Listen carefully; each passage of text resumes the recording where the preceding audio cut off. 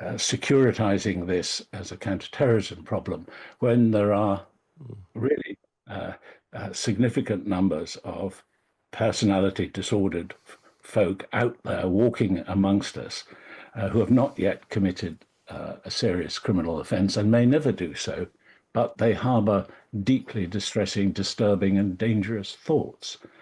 What do we do with such individuals? We shouldn't jump to conclusions that it was indeed failure on the part of the PREVENT programme, which is part of the government's much wider counter-terrorism strategy, and in particular the Channel programme, the voluntary programme that's run within PREVENT, that has really the intent to intervene early to safeguard those who are at risk of being groomed by terrorist groups and led on to commit acts of terrorism.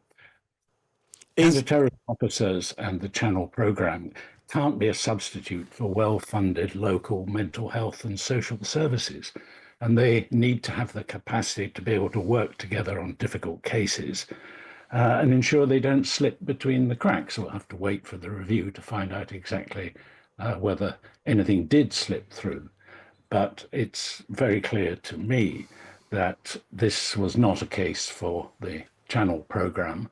And the fact that an individual with a severe psychopathic personality disorder could not be given the support, and that does appear to be a contributory factor to the tragedy, the huge tragedy which has unfolded. About 20 years ago, when I was Permanent Secretary of the Home Office, I led a team of senior officials to meet their counterparts in the Department of Health.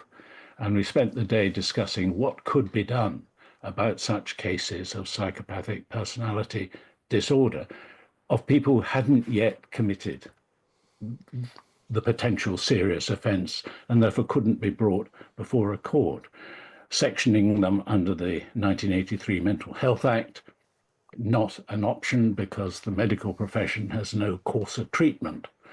These are not recognised mental illness that such individuals suffer from.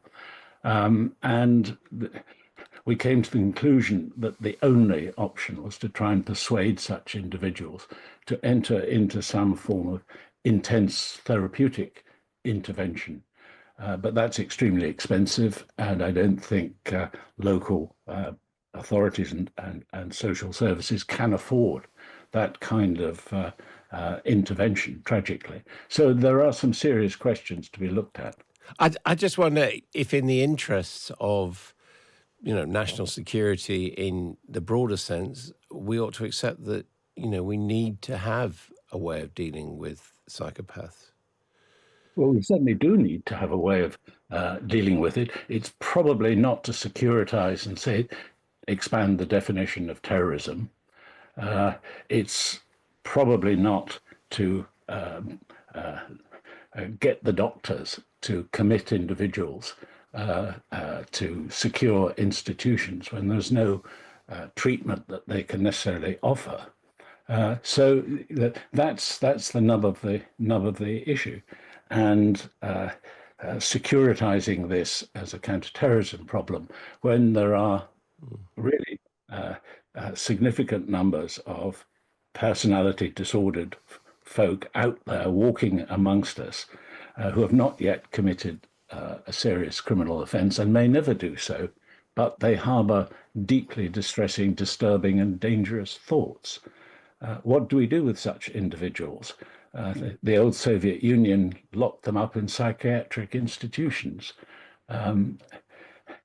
Where there is a recognised mental illness, and there wasn't in this case, as the judge has confirmed in Liverpool, where there is a recognised illness, then there is a route under the Mental Health Act that can be taken. I fall back really on saying that the local services must be sufficiently resourced to be able to take even very hard cases and work them intensively. And for years and years, mental health and social services have not been properly funded. And we're not hearing from the government. We heard from James Murray, the minister, this morning. I mean, they are not guaranteeing further cuts in this area. I find that deeply distressing. And the lesson of these appalling tragedies is that you can't afford to shortchange those who are working extremely hard at the moment.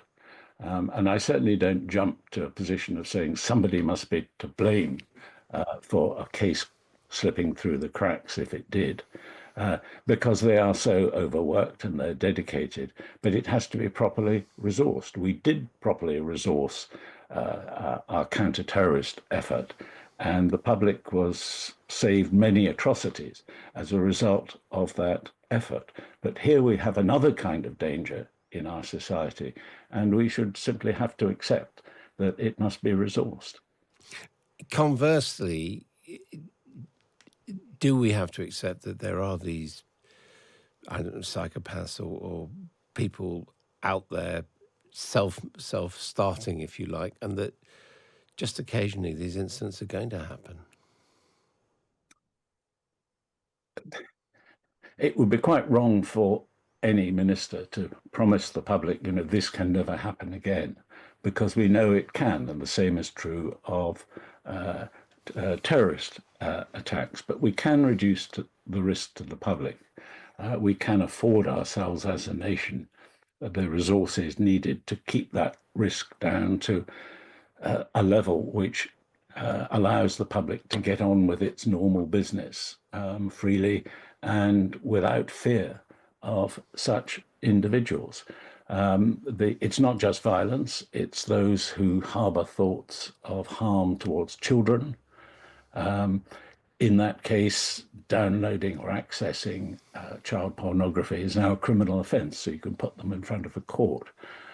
In the case of violence, as in the Southport case, downloading an Al-Qaeda bomb-making manual is a criminal offence.